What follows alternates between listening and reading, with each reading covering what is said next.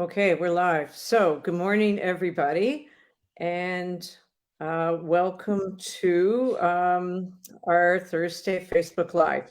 We are not sure that this is going to work because now that Celeste has moved to the less urban area of the province, he's having internet issues. So we may have to discontinue this Yes. and continue next week when she gets her new internet provider. But we're going to try and go ahead with this one because I'm really excited about it and I think it's super important to get it out there.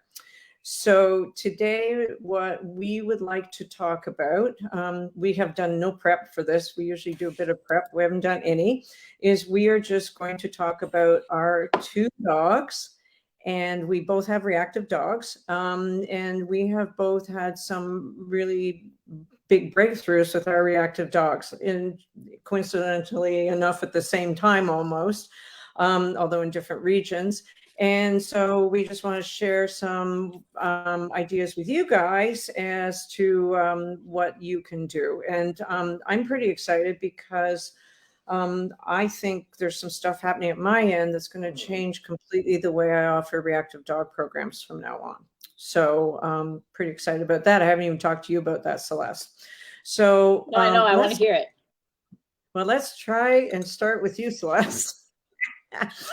So I'll talk fast. Yeah.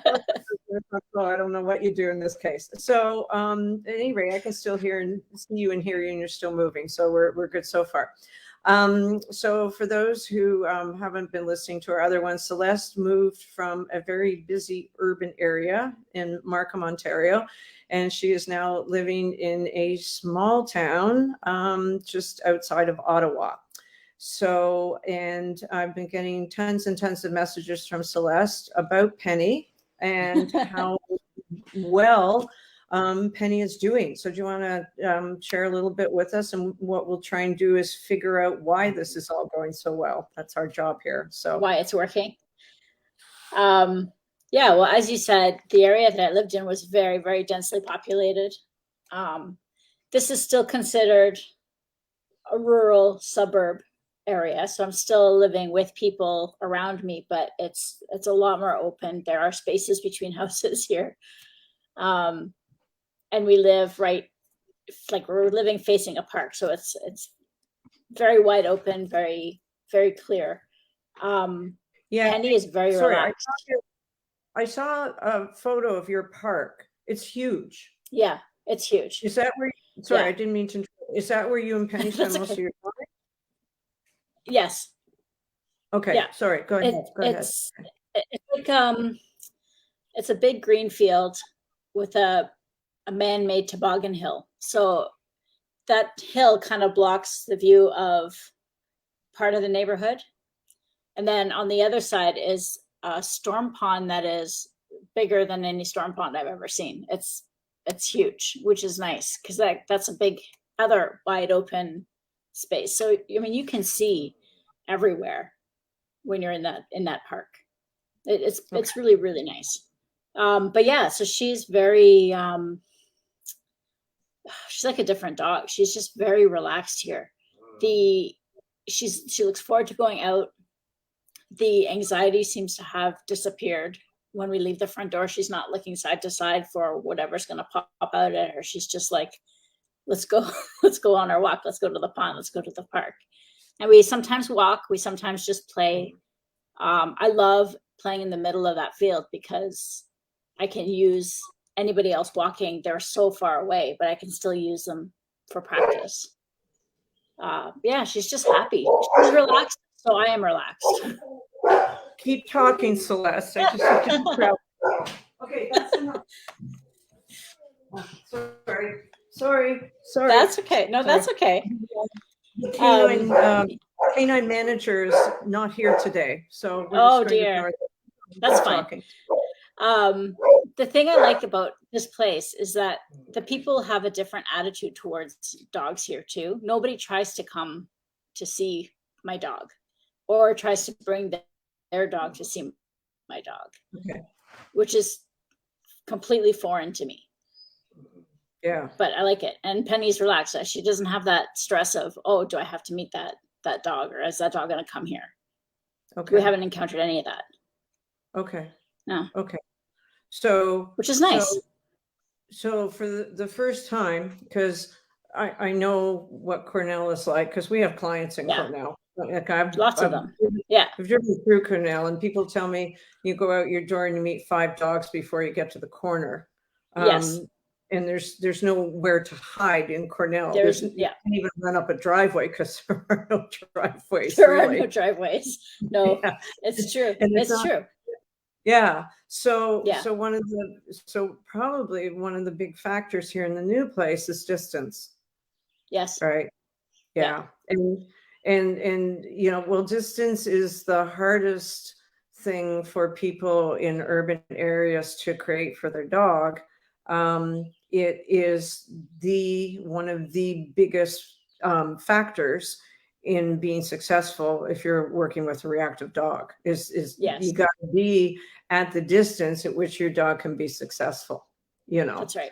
So, in our program, we suggest a lot of workarounds, and you used to do workarounds too. You would go, to the forest or the playground or the schoolyard, or I remember you talking about going and working in commercial parking lots. Love parking lots. Yeah.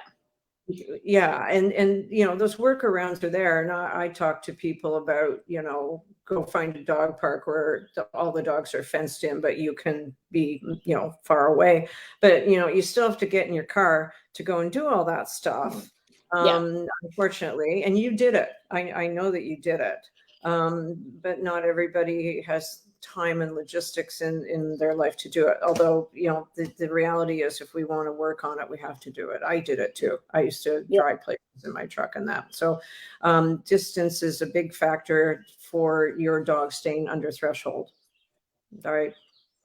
Yeah, for me, for sure. Yeah. So her stress levels would be very down on a regular basis. Whereas I think in Cornell, her stress levels were up quite often. Yes. But why do I hear for sale signs going into all the lawns right now in Cornell? People are going to move. Yeah, it's true. I already come to Ottawa. It's nice here, except the internet's not so good. We have work from home now, so. But also, I don't know if you are thinking about this, but I know that when you moved in, you wanted to acclimate the dogs to the neighborhood. Yes. And you took the games that we use in the reactive program and you took them out there for both the dogs. And I remember clearly the one statement you made. You said, I played all the games first in the house to get them used to the new house. But by playing those games in the house, there were 0 distractions, so the review of everything for them. And then when you went out, you didn't go far. No. Right? You told me that you played all the games in the yard. Yeah. Yeah. So, I know that I'm in a course right now for reactivity in dogs. And it's Laura Donaldson, who is a huge name out in the dog world. And she's fantastic. I have a lot of respect for her. And she was saying in a Zoom, yesterday I was watching the Zoom, and the biggest issue that she sees in her reactive dog program is that people teach the games to their dog. They play them in the house, and then they go out and try it on another dog, or they go out and they try it at the dog park, or they go and they, go to a busy park and try to play the games. And she said that is one of the biggest sources of failure in the program, is that people don't go step by step by step. And even last night in one of the games classes, we have a client who has a border collie that is so spun. I'm sure that dog could put itself into orbit just from standing on a oh my God. And I said to him, and I said, can you, have you played the games in the house? And the dog's not reactive, it's just spun. And he said, yeah. And I said, can you play them outside? He said, no. And I said, well, here's the breakdown that we use in the reactive dog program, is that just open your door, your front door, your back door, and play the game in the hallway or the room where the exit door is, and just play with the door open and see if the dog can even focus on you just with the door open. And then maybe it's on, if you do that enough, you can step over the threshold and play it on the other side of the door, possibly, in a couple of days. So that's how much we break down stuff, or break down, new environments and distances for the dog. Laura Donaldson, what she calls them transitional spaces, play in transitional spaces, which I like that. Which is a fancy way of saying open your door. And, I was saying to my student last night, we have had dogs in the reactive program where we could only open the door 2 inches, just the fact that the door 2 inches was enough. So you broke everything down for your dogs that way, and didn't push them out into the, you didn't walk 5 miles the first day. I might have. No, well, I did with my husband without the dogs. Yeah. Because I wanted to explore. No, you know what? I understand for people who have reactive dogs, I understand the want to just take it out, because you want to get rid of this behavior as fast as possible, because it makes your life a bit miserable. I mean, it's not easy. Nobody wants it. Nobody wants to deal with it. No. But breaking it down in the end does make it go faster than skipping ahead, because then you're always going back and having to refix things. And that's more frustrating in the end. I understand the want to just say, you can do it here, let's just go. Yeah. But it does slow you down in the long run. Oh yeah. I had a conversation this morning, just about an hour before this, and it was somebody with a reactive dog who phoned for a consult. And I'm not being critical in any way, but she said to me, she said, well, because now she just adopted another dog. Now she has 2 dogs, and they're both displaying reactivity. So we have to figure this out. But she said, well, I just want to nip this in the bud. And I said, I know. But unfortunately, it's not a nip in the bud situation, because we're dealing not with the behavior, but with an emotional response. And that's where people don't always think of that. They think, okay, let's just change the behavior. But when you're dealing with an emotional response, you can't rush. You have to go slow, and the dog drives the process, really. If your dog goes out of the house and down to the corner and they can't deal with it, and they're stressed and they're not listening to you, they simply can't. It's not they're choosing that behavior. They're dealing with an emotional response. And I said to this woman this morning, it's like people who go for therapy to deal with emotional issues, or anger management. You're not going to solve your anger management issues in 2 weeks, unless you're super motivated. I guess, I don't know. But for humans, it takes a long time too. So you gave your dogs lots of time. You didn't rush them out at all. You stayed close when you did it, and you played in the house first, for different reasons. Your dogs are in a new house, you get them used to the new house. But we tell people to play in the house because that's where you are going to be most successful. Yes. And all of the programs for reactivity, whether it's my program or Laura Donaldson's program, or I think I sent you that thing about the CAT program, not Meow Cat, but the constructional aggression training program. That is also, all of these programs are whatever activities or responses we're trying to teach the dogs. Every single one of our programs says we start here. We start where the dog can do it, and we build the auto response that we're looking for in all of those little tiny increments. So we're all on board with that. Unfortunately, and we understand it, that's hard for our clients. It's hard for every single person who owns a dog. We all want them to, certainly my puppy people want their dogs to stop biting them tomorrow. Yeah. Another one that can't really. It'll happen. But so, but even for yourself and me, like we train dogs, we know all of this, and we still want it to be nipped in the butt if we could, Oh you yeah. know? Oh yeah. Oh Yeah, yeah. it's a No, I valid get, feeling. yeah, I get caught all the time going too fast, going too fast. Yeah. It's Yeah, been a it good is experience valid. for me. Yeah, it's been a good experience for me to have a new puppy, because my son has a new puppy. Because I've actually realized that uh, I'm not as impatient as I used to teach them stuff. I'm enjoying the puppy because I'm just kind of watching him do his thing, and I'm not trying to interfere. Whereas I'm pretty sure with Annie, I taught her like 15 things by this point when she was this age as a puppy.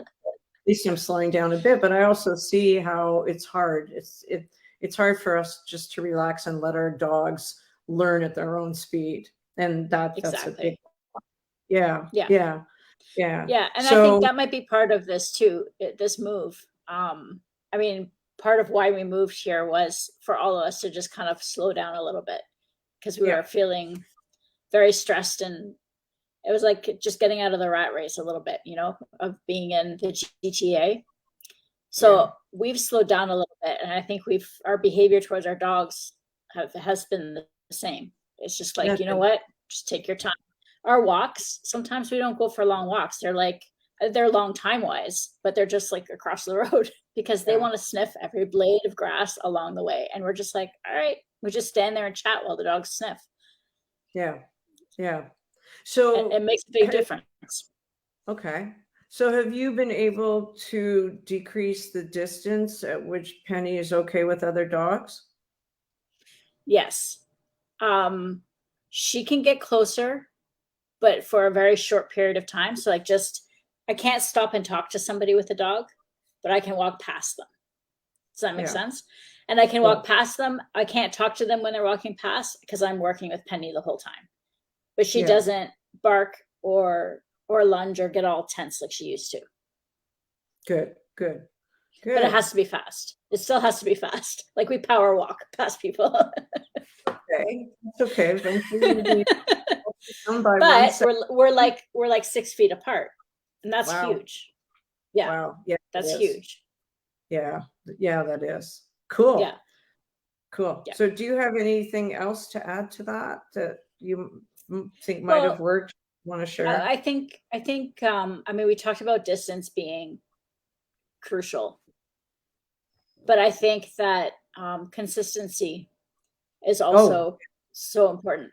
I mean, I did all those games in the house knowing that the dogs already knew them. I took them out onto the front lawn knowing the dogs already knew them. I still yeah. do them every single time we go for a walk, even though the dogs know them. So if they can have Yeah. like a whole week of perfect walks, I'm still going to do it every single time because Yeah. that's what they know, it's what they're expecting, and it's what keeps them in check, I think. Yeah. You know, even with you're right, because even with Rosie, and Rosie's like not a reactive dog at all, but she's the demo dog in our classes, and Mm-hmm. she knows when games classes are on, and she's out of her mind. So when I come up to the house to get her to go to the arena, um, like I have to start playing the game while she's in the crate, because if I just open the crate door, she pretty much runs into the Yeah. wall. And I've had to do that every single time I've taken her up to how many games classes have we taught this past year. And yeah, I know that if I don't do it once, she will be completely out of her mind by the time she gets to the Yeah. arena, she'll be out of her mind in that class, Yeah. you know. So it's consistency is really hard for people, really hard, because It is. every time take her up there, my game students are watching her and I do the 1 2 3 game up the hill and the look at that game. And like every week I walk past them doing that, but their dogs are on the lawn playing with each other. And I'm not being critical. It's just that people don't understand Yeah. how consistent you have to be in your not your training, but in your time together with your dog. Because if you go, oh my God, let's just skip it today, your dog will go off at some point and then they've practiced the wrong behavior, which is hugely reinforcing. So unfortunately, with reactive dogs, we have to be 10 times more consistent. Right? Yeah. We can't really ever. Yeah, and it sounds tedious. Relax. Yep. Yeah, it is. No, and so it does. It sounds tedious. It sounds like a chore, but it becomes so much part of the routine that you don't see it that way eventually. So there is that. Yeah. I mean, if you do it all the time, like I don't notice, like I'm not consciously doing it. Yeah. No. So consistency does not mean a chore eventually. It's just keeping up the habits. Yeah, I've said this before. I've had conversations with you while you were standing there with Penny playing a game, and you didn't even realize you were playing the game. You're just tossing out food or dropping it for one of the games, and we're having a conversation. We're not even thinking about Penny really. Other than we know, and it's building an auto habit in ourselves as well, right? It's just a muscle memory thing. Yeah. Okay. All right. So I'm going to talk about my end of it now, which I haven't even talked to you about. I know. I'm looking forward to hearing this. I know. I'm really excited about this. I have a whole different thought process about leash reactivity at this point, thanks to Laura Donaldson. Really, thanks. She's the one that came up with this program, and I kind of put off, because it only comes up at certain times, and I missed a few times. I thought, do I really need to do? I'm so glad I did. But anyway, to talk about Maddie. So for those who don't know, Maddie is, I guess she's 9. She's my reactive dog, extremely reactive. Can't even live with the other 2 dogs in the house, although they're all in the living room, but she's in her crate. She's fine. And I worked with her years and years ago when she was young. I used to take her to town and work on reactivity, yada, yada.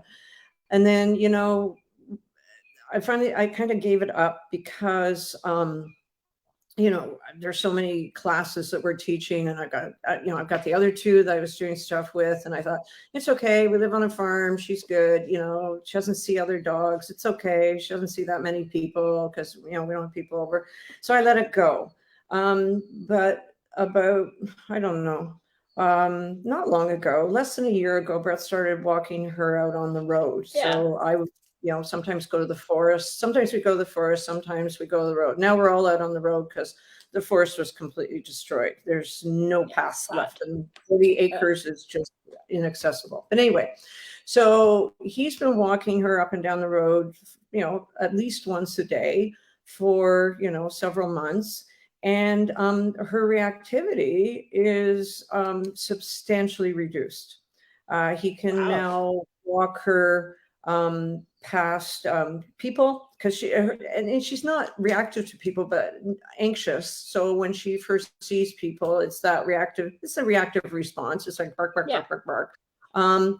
No longer is she reactive that way to people. He can stop and chat with people. He can, people can stop in their trucks, and he can stand there and talk to them. And she's just kind of there going, yeah, I'm okay. He throws her a couple pieces of food.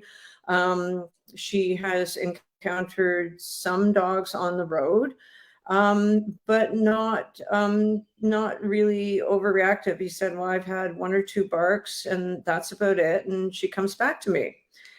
And I think about 2 weeks ago, they were walking towards Highway 48. And I have an ex-client about 4 doors down who has a Malinois. And Malinois got out the front door and came straight at Brett and Maddie.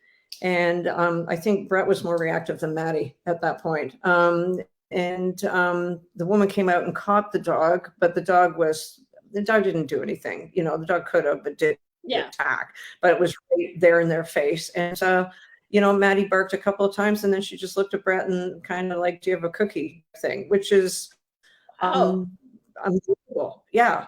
So that's huge. I am thrilled to death that this is happening. For me, the big question is, why is this happening?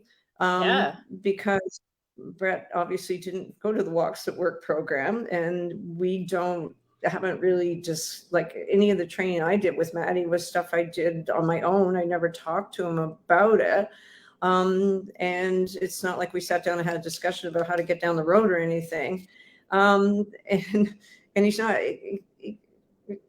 so I've been questioning him about what's going on. And other than him using a lot of food, I haven't gotten like a clear answer. And kind of until I figured it out this morning, I think I figured out a bit more. But, he said basically, when I sort of quizzed him, he said, well, she just kind of looks and comes back to me for the food, and I give her lots of the food. And I said, well, are you marking her for looking? He said, what's that? Not really. He didn't know what that was. Yeah. I said, sometimes does she not bark? He goes, yeah, sometimes she doesn't bark. And he said, well, I don't really like using this much food. And I said, no, keep using the food because this is really working. Not that he's aversive to food, just said I'm using it the food. So I thought, is this counter conditioning? What's changed that she is kind of not immediately going, because she was so fast to react to other dogs. Like, she would see another dog like 3 football fields away, and before I could even blink, it was like, this is a dog that like her responses are just instantaneous and extreme. Like, how do we get to, well, she kind of looks at another dog and then she comes back to me for food. Yeah, that's amazing. And but I'm trying to figure out why. So I've taken a couple of courses in the last couple of years. So this one with Laura Donaldson is called Slow Thinking for Dogs. And I will probably be able to put out more information, at least especially to my own reactive clients, because I need to go through this course and process it more. But in a nutshell, I'll try and get this in 3 sentences, is that there's what she calls slow thinking and fast twitch response. And I think she may have come up with that phrase, fast twitch response. And humans are guilty of it too. In some ways, we need that fast twitch response to get us through life. Because, for example, if every time you walked into a room, you had to sit there and process how to turn on a light switch, life would really be slow. So, things like turning on a light switch or playing a musical instrument, we all have a lot of stuff that we just do without even thinking. We can do it in a heartbeat. In fact, we often we don't even think about it. So her contention is that dogs also have this ability to fast twitch think, because for dogs, life is really about, is this safe or is this dangerous? Whenever there's a situation, whenever something happens in the environment, you and I both know, because we own so many herding dogs, we have 5 herding dogs, now 6 now with Hopsy, between us, that if anything happens in the environment, our houses just go up, right? Yeah. Because they have to respond immediately to anything in the environment. So, if you're a herding dog herding sheep, that works, because if there's a predator, you better get your butt out there and do something about it. So it doesn't work for us with the Amazon guy at the door, because there's obviously no danger in the Amazon guy, other than to our credit cards. But it also isn't practical for reactive dogs, because she said very often this fast twitch response, well, the dog's thinking, I need to do this because it's saving my life. The dog is deciding whatever is out there is dangerous and responding instantly. And very often that is an incorrect judgment on the dog's part. So absolutely, the Amazon guy is not going to come in and kill everybody in the house. Dogs all over the world think that obviously is going to happen. And for Maddie, people that she sees or dogs that she sees that are for Penny, they instantly go, oh my God, danger, danger, and they respond. And it's not the right response, because the dogs obviously are not in danger. So what she wants to teach the dogs is what she calls social processing, where the dog looks at the situation, stays calm, and makes a judgment about the situation or decides what they're going to do. So does some social processing and social problem solving. She also talks about the dog reframing what it sees as something safe instead of dangerous. So obviously taking the course is a lot more involved than what I've just explained. Right. So in our reactive dog program up until now, we have used the look at that game. Yes. So the dog sees the trigger, we mark, yes, the dog looks back at us, and we feed the dog. All right. And then I was watching, I'm teaching the look at that game to Hops, Jesse's puppy. He's like 15 weeks old, and he's lying on the bed in the arena, and he's watching the dogs do agility. And when the dogs are more excited, he gets ready to. So I'm marking him for looking at them, and then he looks back at me for the food. And what I see Hop's doing already at 15 weeks is look, food, look, food, look, food, Yeah. look, food. His little head, and you can tell he's up. He is not calm at all about this. So is he processing, or is he just instinctively responding in that look at that game? So she has come up with another game, which is, she calls it the disengagement look at that game. And it is about the dog. So I'm not going to go into it all, but it is about the dog taking the time to process the situation and decide what to do. And I think it's brilliant. It's not anything that I have done with my dogs yet, although I think we should try it with Penny and Maddie. I think it'd be good to see if it works. But what I thought about this morning, so I phoned Brett this morning, and I said to him, because Maddie was a master at the look at that game. Yeah. And I said to him, is Maddie reacting right away when she sees something, or would you say that she's taking her time and processing now what she sees? And he immediately said, I think she's processing. He said she takes her time now when she looks at those triggers, and he said she might give a little bark, but it's almost like a token bark. It's not a right away. Yeah. And it's, I actually seen her do it in the backyard looking down at the agility field. She runs over the fence, and somebody's running, and she goes, bark. And then we go, Maddie, and she comes running back. And by the time she comes back, she's going, yeah. It's almost like I feel like I have to bark, so when I come back, they feed me. I don't know. Or it's a habit. It doesn't look like an immediate, oh my God, I'm going to die stress response, right? So I was trying to figure out where she would have picked that up. And I think I talked to you about this. So this would have been about a year or two ago. I came across a course. It's a good job I'm a course junkie. And it was a woman in Europe who they were working with hunting dogs. And they wanted hunting dogs to be able to turn off the hunting gene or switch when they weren't working. They wanted them to be able to calm down and just chill. And they did it in a little bit of a different way. They talked about that predatory sequence, which is I stalk, orient to something, then I stalk, and then the sequence goes chase, catch, whatever. And so from that course, one of the things that they taught was that if you've got your dog out in the world, that and they see the distraction or the trigger, like a squirrel or a bird or something, you take them out, you let them look around. Oh, wow, the dog goes, there's a squirrel. If you are at the right distance where your dog can stand there and orient or eye stalk that squirrel, just let them do it, because their contention was that that's just as reinforcing a part of the sequence as chasing. And I taught that to Maddie. So we found the distance, and and then she learned that if she went into the forest and she saw something, she would just stand there and look at it for the longest time.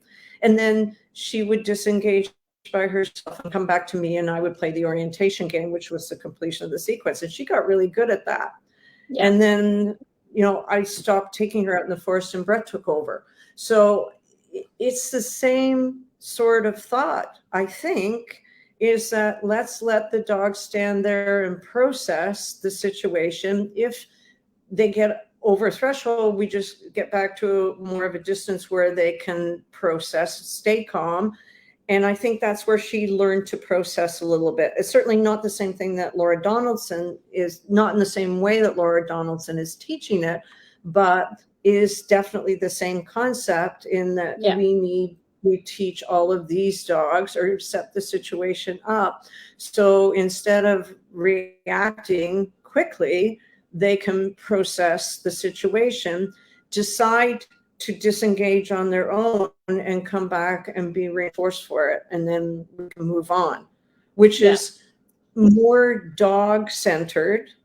And you and I both know that if dogs learn default behaviors, which is behaviors that they decide to offer to us without a cue or a command, and the whole games program is about default behaviors, that those behaviors are stronger and more effective, and the dog chooses them more often. Yes.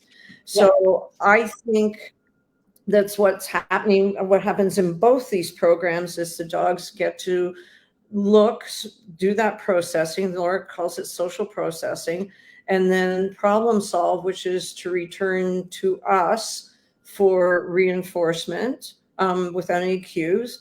And I think that's what's happening. And it's totally different because the dog is in control of the situation. The dog drives the whole process by themselves, which to me would also be reinforcing for a dog. As opposed to the look at that game, which is they look, we mark, they turn their head back. But you and I both know that they can turn their head back 6,000 more times. So they're not really disengaging. They're just playing a game, our cue.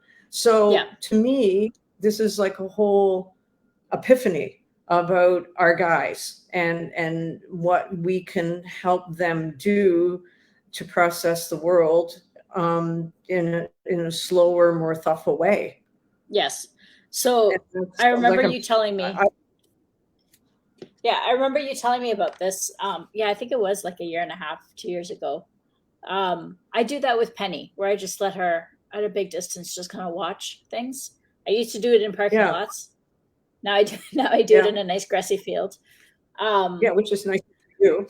It's nicer for me, But I think part of what that allows the dog to do is to see from a distance that what's happening is something normal and it's not threatening. Which is nice. And I think it's more of a reframe for us to giving that immediate desire to control the situation. To I got to get more distance, so let's pull the dog back. Oh, got to get control of the dog. Or, in the case of you and I, marking right away. Oh, yes, because we want the dog to turn back and not react. So it's handing more of the process over to the dog, which I think is pretty cool. I also wonder, hearing you talk about all of this, when we react so quickly to their reaction, you know how when you have more than one dog, you and I are both familiar with this, that the energy, they feed off each other, and it's like, oh, you can do this, I'm going to do it too, kind of thing.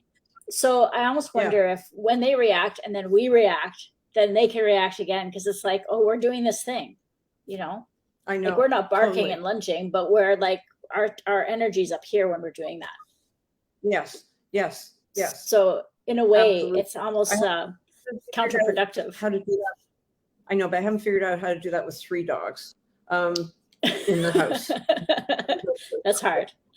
That's another year of courses, and another Zoom, and 3 dogs. But interesting enough, this morning somebody came to the door unexpectedly, a counter post, and Annie went sky high, but Maddie didn't respond in the kitchen. So do you think, because when my husband walks Penny, he says she doesn't react as much as when I walk her. And I know you've had the same conversation with Brett, where he's like, they're like this when you're here, but not when you're not, kind of thing, right? And I wonder I know. if it's because we are almost like too responsive, and the guys just don't care. Yeah, and I mean, I know Andrew just doesn't care. Like Penny can bark, and he's like, whatever. He just keeps walking. Yeah. And I just wonder if that plays a part in it. Absolutely. Yeah, because yeah, I hate to stereotype us all, but yes, we women are like, oh, gotta get on that, gotta fix that, gotta sort that out, gotta work on that. Whereas the guys are like, yeah, well, we'll wait and see what happens. Maybe. Good point. At any rate, I think it's going to completely change the way. Well, it's not going to completely change it, because in this course, they are still incorporating a lot of the stuff that I use in my reactive course, which is, all the same, like muscle memory games, don't rush it. And Laura Donaldson is a Control Unleashed instructor. So, they've got the 1, 2, 3 game in there, and they've got that. Yeah. But I think when we get to the dog interaction part of it, it's going to change already.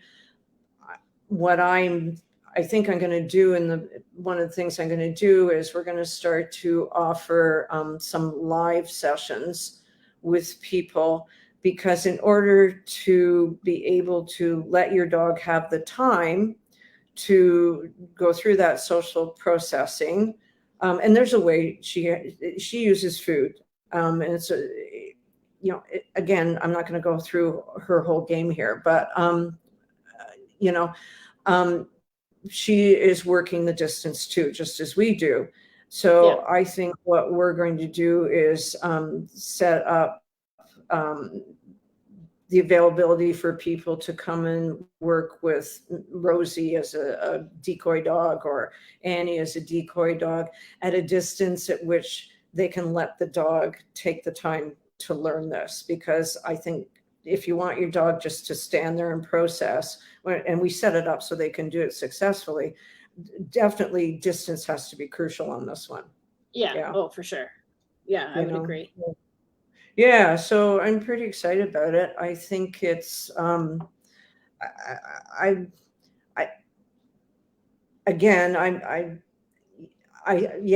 way Laura Donaldson plays her that game, I think people can set it the environment up so their dog can process. It's about the dog. It's about well, I'll talk to you about it in more detail after, but it's kind of about using food out there in the environment. And the dog learns to disengage from that as it's representative of triggers, but they learn to play in situations where the other triggers are just on the periphery and get incorporated into the process. It's very cool. It took me a while to figure out how she was doing it. Honestly, I had some trouble, but and I'll explain it to you, because I tried to explain it to some of my students the other night and I botched it, but now I have a better sense of what she's doing. But it is basically about the social processing, which I think is fantastic. So wouldn't it be cool if we could teach all these reactive dogs to just, wow, there's a trigger, but, I've processed it and now I'm just going to come back to you. I have to say that if Maddie can do it, any dog can do it. Really. Yeah, because that's an extreme example. Yeah. So anyway, exciting stuff, I think, I think so. We'll see. Yeah, and I'm going to share all this stuff with my with the students in my program, past and present, and hopefully some future ones as well. And you and I'll play it with our dogs and see if all this works. Well, you're already having success, but so it would be cool. Yeah, but you know what? I would love to be able to get closer without having to work manically to walk past people. That would be nice. Absolutely. I see these people walking with a coffee in their hand, and just like, I'm like, I could never hold a coffee in my hand while walking Penny. You know what? If I had a bottle of wine here on the floor, I will walk with a bottle of wine in my hand, maybe, not a coffee, unless there was alcohol in it. But yeah, I'd like to get to that point. I know, but I can walk with a cup in my hand anyway because I'm so busy juggling leashes. I'm going to drop the cup. I don't know how you That's do true. that. I That's don't have true. the coordination skills. But I see people you like know? with their coffee and they're walking their dog and they're just like in their own little universe. They don't even realize the dog's at the end of the leash half the No. time, and the dog's just there. Yeah, No, that's no, not no, that's that not what we doesn't have. happen in real life. No, I walked Annie, Rosie, and Baby Hops yesterday. We walked 3 miles down the road, and there was absolutely no coffee anywhere in sight. At one point, I won't even tell you what I yelled at them because I think all three had wrapped their leashes around my ankles at that point. So it's not happening, you know. So anyway, we have a comment from Susan. I know you can't see the comments, Celeste. I can see the comments, but I can't respond. I'm not. Yeah, because I'm not on the Facebook. Okay. Inside, so Sheriff is definitely a fast twitch boy, just like our guys, Yes. right?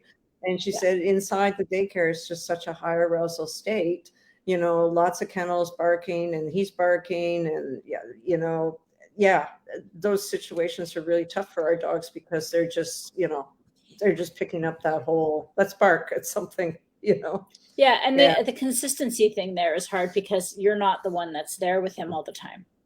Yeah. Right. Yeah. Like, Yeah. so daycare Yeah. is going to be a different scenario than what you do at home. Even Yeah, for us, it's like what we do is different than what our husband does.